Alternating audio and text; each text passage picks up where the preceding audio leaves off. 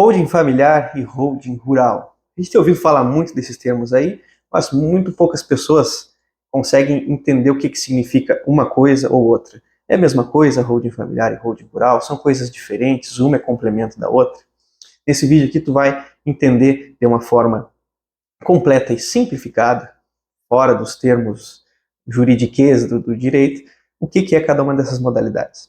Holding, no contexto geral, é uma estrutura trazida do mundo empresarial. A holding, genérica, é uma empresa que tem por atividade controlar outras empresas. Então vamos pensar aqui que existe uma empresa de produção de combustível, uma empresa de transporte, uma empresa de venda de combustível, 3 empresas diferentes. E aí, os sócios ou investidores dessas empresas resolvem criar uma terceira empresa, uma holding, para ser dona dessas 3, controlar elas e ter uma movimentação financeira melhor. Essa é a holding empresarial. Mas é uma estrutura que não se confunde, não é a mesma coisa de holding familiar e de holding rural. Mas baseado nessa ideia de controle de atividades ou de patrimônios, e inserido dentro do contexto da família, é que surge a holding familiar, que tem como principal objetivo concentrar os bens da família dentro de um mesmo patrimônio, ao invés de ficar dividido entre várias pessoas físicas, cada um com algum patrimônio, e se alguma dessas pessoas falece, tem que ser feito inventário e transmissão para os outros membros da família. A holding familiar busca concentrar esse patrimônio em uma estrutura só, da qual os membros da família são sócios e mudam o controle conforme as regras e vontade da família. Cada caso vai definir como funciona esse controle, mas em geral, os pais que criam o sistema ficam com esse controle e já garantem que os filhos vão automaticamente passar a ter o controle sobre o sistema no momento que eles não estiverem mais aqui. Então, a holding familiar, ela busca basicamente proteger esse patrimônio que está inserido dentro dela, facilitar a sucessão, facilitar a transferência de uma geração para outra sem problemas com inventário, com mudança de normas e de leis sobre impostos de herança ou de doação, e evitar conflitos da família. Agora, quando a gente fala no mundo rural, na atividade rural, a gente tem várias peculiaridades que não existem no meio urbano. A holding rural, ela não pode simplesmente se preocupar em transferir o patrimônio rural para dentro da holding e está feito. Não, porque isso vai trazer muito impacto na atividade do dia a dia, no crédito rural, vai trazer impacto em quem é que vai continuar comandando, quem é que vai continuar no dia a dia da atividade rural, como é que vão ser organizados os contratos rurais dessa família, se ela arrenda alguma terra, se ela tem comodato alguma terra, se existe um condomínio rural entre os membros da família, se ela tem alguma terra que não está regularizada, ela tem só um contrato de compra e venda sem escritura, sem registro, o registro de imóveis, enfim, todos esses são contextos. Mas, principalmente, o impacto tributário da atividade rural tem que ser muito considerado na montagem do sistema. Se, por exemplo, uma família que trabalha com produção de gado simplesmente transfere esse gado para dentro de uma holding sem se preocupar com a questão da tributação, se vale mais a pena na pessoa jurídica, se vale mais a pena na pessoa física, se vale a pena realmente transferir esse gado para dentro da holding, isso pode trazer impactos que não são vantajosos. Cada caso vai definir se é vantagem, como nesse exemplo que eu dei, transferir o gado ou não para dentro da atividade, e se a família necessita manter a produção rural na pessoa física ou na pessoa jurídica. Então a holding rural, ela vai, num primeiro momento, prestar atenção na questão das pessoas, da família, entender quem é que hoje comanda a atividade rural, quem que participa da atividade rural, quem que está ali no dia a dia, se essa atividade rural é fonte de sustento de alguns dos membros da família, se existem membros da família que não estão no dia a dia e que no futuro também não têm interesse de estar ali na produção rural, mas recebe parte desses lucros, para, nesse primeiro momento, definir como vai ser montada a organização societária, as pessoas que comandam, as pessoas que recebem lucro e a proporção de lucros, e como isso vai ser no futuro.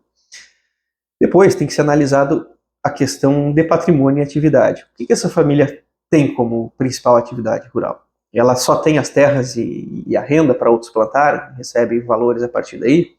Ela produz principalmente soja e outros grãos, trigo, aveia. Ela tem atividade pecuária, ela tem maquinário. Qual é a proporção, a quantidade de cada um dos bens? Nessa análise em conjunto de família, bens, tem que ser visualizado qual a melhor forma de tributação.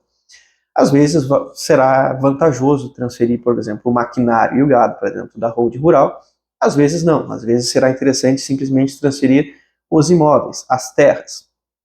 Às vezes será vantajoso, e na maioria das vezes, manter a atividade, a produção rural na pessoa física. Transfere os imóveis para dentro da holding, mas se estruturam contratos válidos e regulamentos entre a família para que a atividade rural seja mantida na pessoa física. E isso não tem impacto nenhum no crédito rural. Um segundo ponto, deve ser analisado se os maquinários, se os móveis, se os semoventes, os bovinos, os ovinos, é vantajoso colocá-los dentro da holding ou não, ou se é vantajoso se estruturar formas de transmissão diretamente entre as pessoas físicas. Porque esses bens têm uma tributação diferenciada no momento de integralização, vamos dizer assim, no momento que eles entram dentro da holding, e também uma tributação mais detalhada na sua movimentação, compra e venda. Então é necessário analisar caso a caso o que vale a pena. Mas mesmo nas hipóteses onde a família opta ou não é interessante transferir os semoventes ou os maquinários para dentro do sistema de holding, o impacto financeiro para ela continua sendo muito grande. Porque só a diferença do valor de mercado das terras, do valor que ela comprou, costuma justificar a montagem do sistema e traz uma economia em comparação com o inventário, com a doação muito significativa. Além disso, a holding rural ela se preocupa em preservar o legado não só do ponto de vista patrimonial, porque no desempenho, na construção do patrimônio da atividade rural, a família acaba formando valores, formando conceitos, formando valores morais e éticos que ela considera importante.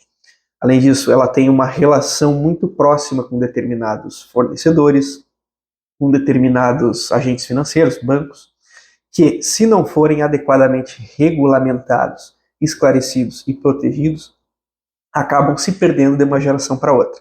E isso traz um impacto muito severo na atividade rural. Então, dá para se dizer que a atividade rural, que a holding rural, melhor dizendo, ela é muito mais, ela necessita ser muito mais detalhada e muito mais adequada do que a holding familiar. Por outro lado, como a holding rural se preocupa em fazer uma organização familiar, evitar o detalhe, planejar a sucessão, planejar quem vai para o futuro, economizar impostos com isso, dá para se dizer que a holding rural também será uma holding familiar. Mas no momento que é estruturado, que é planejado, que são organizados todos esses contratos e efeitos da atividade rural, a gente diz que a gente tem uma holding rural. Então, essas são as grandes diferenças entre um sistema e outro, e isso, claro, vai trazer muito impacto na forma como eles são estruturados na prática, né? A holding rural, como eles costumam ter uma necessidade de estudo mais aprofundado e demonstração para a família, para os produtores rurais, das vantagens e desvantagens de cada uma das escolhas que ele pode fazer. O que não existe modelo mais vantajoso e menos vantajoso, existem alternativas que em determinado caso será vantajoso ou não. Se esse assunto sobre planejamento familiar, holding rural, interessa e pode te auxiliar, se inscreve no canal, que a gente vai tratar sobre vários pontos relacionados a isso. Compartilha com quem possa ter algum interesse também sobre esse assunto. Afinal, nosso objetivo aqui é ajudar famílias e produtores rurais a terem mais informação e estarem melhores preparados para imprevistos no futuro. Até a próxima.